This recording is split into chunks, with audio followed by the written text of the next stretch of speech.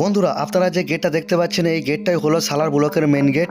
আর এই গেটের ভিতরে বর্তমানে প্রবেশ করলে আপনারা দেখতে পাবেন বৃদ্ধ থেকে যুবক সমস্ত মানুষরাই লাইন দিয়ে দাঁড়িয়ে রয়েছে। তারা নাকি সবাই সন্দেহভাজন, তাই নোটিশ পাঠিয়েছে এই ব্লক থেকে। তবে এই নোটিশগুলো কিন্তু এসআইআর এর একটা প্রক্রিয়া, আর এই এসআইআর করতে গিয়ে হাজার হাজার খেটে খাওয়া মানুষের দুর্ভিক্ষর মুখে পড়ে যাচ্ছে। পরেশান হয়ে যাচ্ছি, কোনো কাজও করতে পারছি না, কারণ কাজে গেলে বাইরে কাজে গেলে আবার গ্রামে ফিরে আসতে হচ্ছে এই ব্লকে আসার জন্য। গ্রাম বাংলার মানুষ এমনিতেই শিক্ষার হার কম, তারপরে এই প্রত্যেকটা দিন ফর্ম ফিল আপ করে সামান্য প্রবলেম নিয়ে বারবার ব্লকের গন্ডি কাটাচ্ছে। ব্যাগের মধ্যে তোমাদেরকে দেখাই ফ্রেন্ড, এই যে ব্যাগের মধ্যে সব কাগজ, মানে একটা জিনিস মানে 14 বার করে দিতে হচ্ছে। তো ভিডিওটা একটু শেয়ার করে দাও বন্ধুরা। আমার এই ঢুকতে চলে মানে ভিতরে ঢুকছে, এইমাত্র প্রবেশ করবো, বেলর সাহেবদের সঙ্গে দেখা করব।